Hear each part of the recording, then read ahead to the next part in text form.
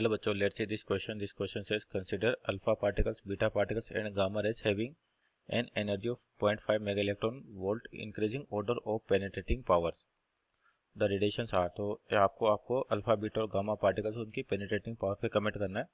तो की कॉन्सेप्ट लिखे अपन यहाँ पर जो बेसिकली, तो आपका यहाँ पर जो की कॉन्सेप्ट होगा, general properties of alpha beta and gamma particle, properties of alpha beta and gamma particles. तो आपका जो अल्फा पार्टिकल होता है बेसिकली वो क्या, हीलियम न्यूक्लियस होता है आपके पास, यानी कि अल्फा पार्टिकल जो है आपका अल्फा पार्टिकल ये होता है हीलियम का न्यूक्लियस, हीलियम न्यूक्लियस। और आपका जो बीटा पार्टिकल है, तो बीटा पार्टिकल्स क्या होते हैं, बेसिकली फास्ट मूविंग इलेक्ट्रॉन्स होते हैं। पार्टिकल्स ये क्या होते हैं, fast moving electrons, fast moving electrons.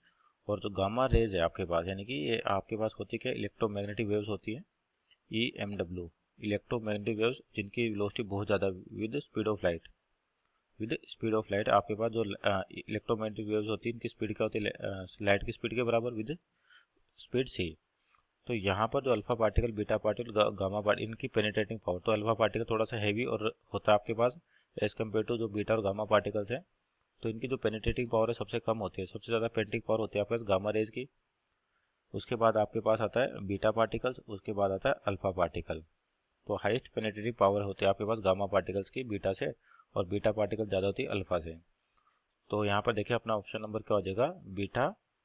सबसे पहले तो क्या है, gamma beta alpha, means option number D is our right answer. Hope you understood well, best of luck.